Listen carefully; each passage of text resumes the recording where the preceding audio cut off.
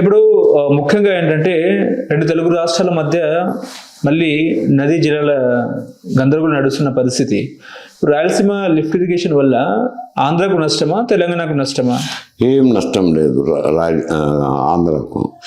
ఎందుకు అని అంటే గోదావరి జలాలు ఏవైతే వృధాగా సముద్రంలోకి కలిసిపోతున్నాయో ఆ నీటిని తరలించాలనేది రాయలసీమ పథకం.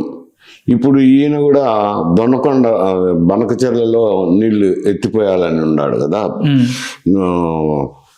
అక్కడి నుంచి తీసుకొచ్చి గోదావరి నీళ్ళని తీసుకొచ్చి నాకు గోదావరి నీళ్ళని ఇక్కడ బనకచెర్లలోకి వేయాలనేది.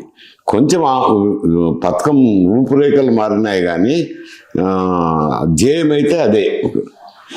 కూటమిలో అయినా అదే, ఈయనదైనా అదే.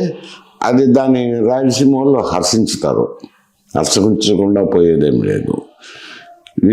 ఒకప్పుడు అక్కడ జగన్మోహన్ రెడ్డి ప్రభుత్వం ఉండి ఇక్కడ బీఆర్ఎస్ ప్రభుత్వం ఉన్నప్పుడు తిరుపతికి టూర్ వెళ్ళినప్పుడు బీఆర్ఎస్ నాయకులు చంద్రశేఖరరావు గారు నగిరిలో రోజా ఇంటికి వెళ్ళినప్పుడు అక్కడ ఒక స్టేట్మెంట్ కూడా ఇచ్చారు. మీరు ఈ నీళ్లు వాడుకోండి, వేస్ట్ వృధాగా సముద్రం లేకపోతున్నాయి, అవి ఇక్కడ కొంచెం కరువు పరిస్థితులు ఉన్నాయి కదా, ఇక్కడ వాడుకుంటే తప్పేం లేదు, వాడుకోండి అని చెప్పి అప్పుడు అన్నారు. మరి ఇప్పుడు ఎందుకో సమస్య సృష్టించుతున్నారు. ఏమే తెలంగాణలోకి వచ్చి ఇప్పుడు బీఆర్ఎస్ నాయకులు కాంగ్రెస్ ప్రభుత్వము అమ్ముడు పోయింది చంద్రబాబు నాయుడుకు,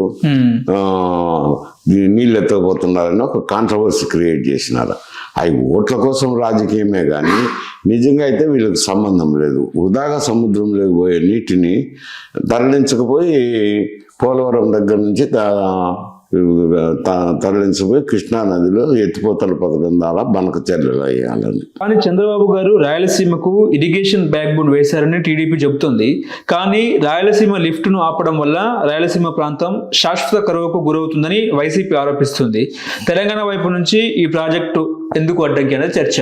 అది తెలంగాణ వాళ్ళకు అనవసరమైంది. ఎందుకంటే వాళ్ళేం వాడుకోవడం లేదు, కింద సముద్రానికి వృధాగా పోతున్నాయి. వృధాగా పోయే నీటిని రాయలసీమ మళ్లింపు పథకమైనా ఈయన బనకచెర్లకు పథకమైన పేర్లు మార్పు, కొంచెం పథకంలో రూపురేఖలు మారుతాయి కానీ ధ్యేయమేమో అదేంట. ఏది పోలవరం నుంచి నీళ్లు సముద్రం పోయే నీటిని ఇక్కడికి తరలించుకొచ్చి ఇక్కడి నుంచి కృష్ణా జిల్లా నుంచి ఎత్తిపోతల పథకం ద్వారా అక్కడికి పంపింగ్ చేయాలనేది. అంటే ఇప్పుడు రాయలసీమకు కరువు సమస్య ఉందని ఏపీ చెబుతోంది. కానీ తెలంగాణ ప్రాజెక్టులు కూడా కృష్ణా జలాలపై ఆధారపడి ఉన్నాయి. ఇప్పుడు రెండు రాష్ట్రాల మధ్య ఈ వివాదానికి నిజమైన పరిష్కారం ఏంటి? రాయలసీమ లిఫ్ట్ ఇరిగేషన్ లాంటి ప్రాజెక్టులు తెలంగాణ హక్కులను దెబ్బతీస్తాయి. దానికి సంబంధమే లేదు తెలంగాణ ప్రాంతానికి. ఊరికే ఏదో అది రాజకీయ పార్టీల మీద వైరుధ్యంతో నడుస్తుండే సమస్య అది, కానీ సంబంధం లేదు. ఎందుకంటే బచావత్ ట్రిబ్యునల్లో 80 టీఎంసీలు ఆంధ్ర కేటాయించినారు. ఉభయ రాష్ట్రాలు కలిసినప్పుడు ఆంధ్రప్రదేశ్కు 80 టీఎంసీలు, అందులో 35 టీఎంసీలు పైకి పోతాయి, కర్ణాటక మహారాష్ట్రకు పోతే 45 టీఎంసీలు ఆంధ్రప్రదేశ్కి వస్తున్నది. అప్పుడు ఉమ్మడి రాష్ట్రం కాబట్టి ఆంధ్రప్రదేశ్కి వస్తున్నది. ఇప్పుడు ఉమ్మడి రాష్ట్రం డివైడ్ అయింది కాబట్టి వాళ్ళకు కొంత షేర్ పోతుంది, తప్పకుండా ఇవ్వాల్సిందే వస్తుంది ఆ 45 టీఎంసీల్లో. అంతకంటే ఈ సముద్రంకు పోయే నీటిని వాడుకుంటున్నారు, వేస్ట్గా పోతున్న సముద్రం పోయే నీటిని వాడుకుంటున్నారు. వాళ్ళకేం నష్టం ఉంది? అంటే ఇప్పుడు ప్రస్తుతం రాయలసీమ లిఫ్ట్ ప్రాజెక్టు పూర్తిగా ఆగిపోయిందా అన్నదే చర్చ. చంద్రబాబు ప్రభుత్వం దీన్ని పునరుద్ధరించకపోవడం వెనుక అసలు తెలంగాణతో రాజకీయ ఒప్పందమే కారణమా అన్నట్టు మాట్లాడుతున్నారు. ఒప్పందాలు ఎండింగ్ వాళ్ళు ఊరికే హెయిర్ స్ప్లిట్టింగ్ ఆర్గ్యుమెంట్స్. అంటే రేవంత్ రెడ్డి ఇప్పుడు ఏ నీళ్ళైనా కానీ గోదావరిలో వృధాగా సముద్రం పోయే 2 పథకాల్లో ఉండేది ఉద్దేశం ఏమిటంటే అంటే పోలవరం కింద సముద్రంలోకి వృధాగా కలిసిపోతున్న గోదావరి నీటిని అక్కడికి రాయలసీమ ప్రాంతానికి తరలించదు. ఓకే. 2 పథకాల ఉద్దేశం కూడా అదే, వేరే ఏం లేదు. ఓ రూపకల్పనలో ఆ ప్రభుత్వం ఒక రకంగా చేసిండొచ్చు, ఈ ప్రభుత్వం ఒక రకంగా చేసిండొచ్చు. అంతేగాని అది ఉద్దేశం అయితే సేమ్. పథక రూపం అయితే కొంత మార్పులు చేర్పులు చేసి ఈయన రాయలసీమ ఎత్తిపోతల పథకం అంటున్నారు, ఆయన బనకచెర్ల ఎత్తిపోతల పథకం అంటున్నారు, అంతే తేడా. అంటే సీఎం రేవంత్ రెడ్డి గారు మాట్లాడుతూ అసెంబ్లీలో చంద్రబాబు నాయుడు గారితో, ఏపీ ముఖ్యమంత్రి బాబు గారితో మాట్లాడి నేను ఆపిచ్చానన్నట్టు కూడా ఈయన మాట్లాడారు. అన్నారులే, అది వాళ్ళు కింద ఏం ఆథరైజ్డ్ కాదు కదా, పర్మిషన్ లేవు, వేస్ట్గా పోతానే నీళ్లను పంప్ చేసుకుంటామన్నారు. ఓకే. ఇప్పుడు రాయలసీమ లిఫ్ట్ ప్రాజెక్టుకు అవసరమైన పర్యావరణ క్లియరెన్స్లు కేంద్రం అనుమతులు లేకుండా పనులు చేపట్టడం చట్టవిరుద్ధమని తెలంగాణ అభ్యంతరం తెలిపింది.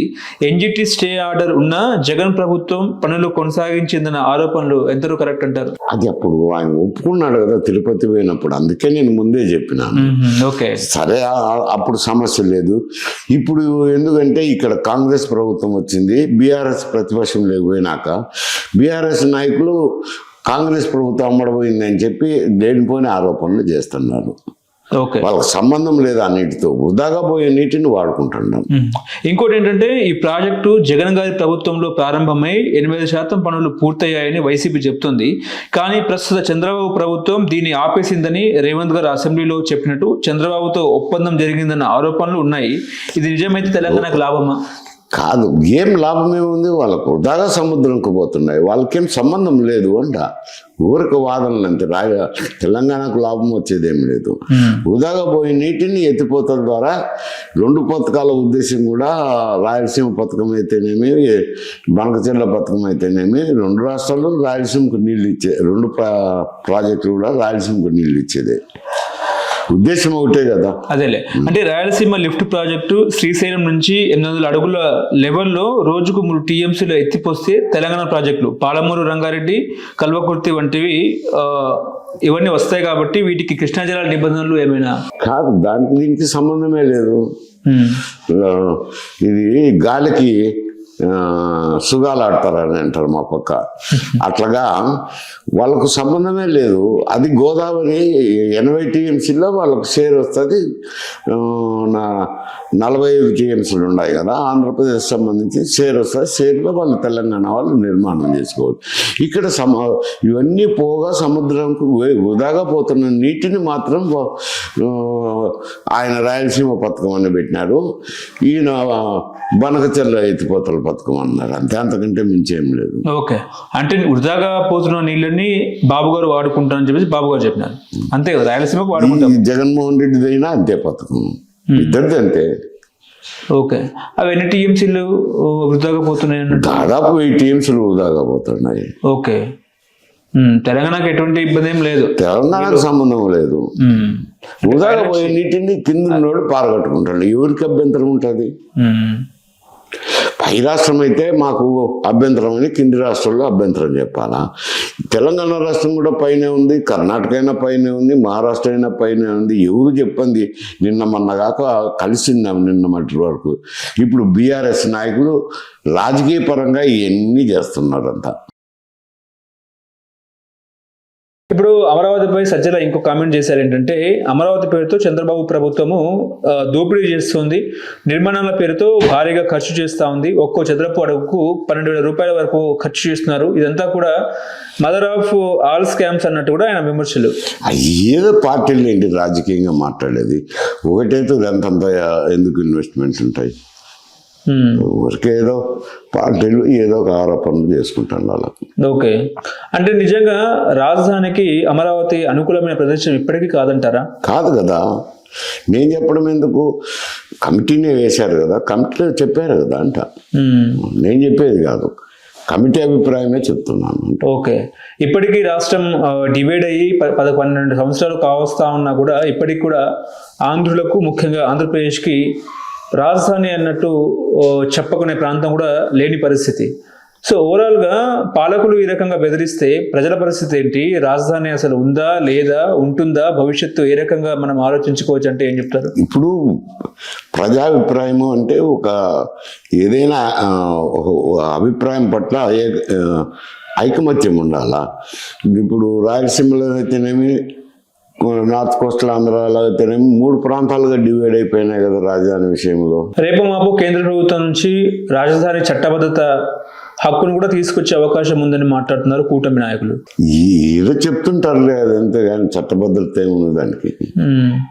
చట్టబద్ధత తీసుకొస్తే మళ్ళీ జగన్మోహన్ రెడ్డి వచ్చి మళ్ళీ పరిపాలన మారుస్తానంటే అది నిలబడుతుందా? అయింది మారుస్తారో లేదో, మార్చినప్పుడు దాని కథ. దానికి చట్టభద్రత ఏముంది క్యాపిటల్ అనే దానికి? దానికి ఏం చట్టభద్రత లేదు కదా.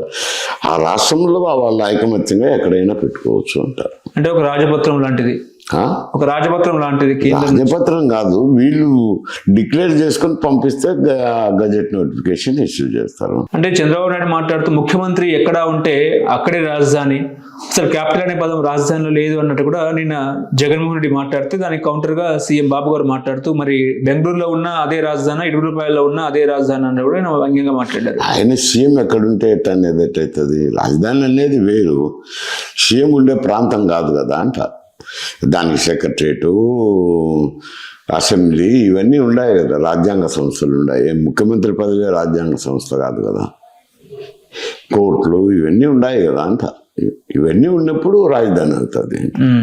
కానీ తెలంగాణలో నిర్మించిన సెక్రటరియట్ కి ఏపీలో ఈ అటు రకమైన సెక్రటరీ కాకుండా కూడా ఏదో ప్రభుత్వమే ఒక డిపిఆర్ఓ తయారు చేసి ఒక సెక్రటరీని క్రియేట్ చేస్తే పర్లేదు కదండి.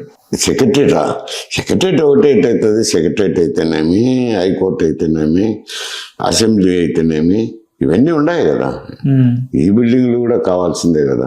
అంటే ఎందుకు ఇంత జాప్యం జరుగుతుంది అనేది చర్చ. ఇదే ఐకమత్యం లేదు అంట. దాని మీద కామన్ ఒపీనియన్ లేదు అంట. 3 ప్రాంతాల్లోనూ కామన్ ఒపీనియన్ లేదు అమరావతి మీద. దానివల్ల ఇదే న్యూసెన్స్. అంటే అభిప్రాయ సేకరణ లేదంటారా? లేదు కదా.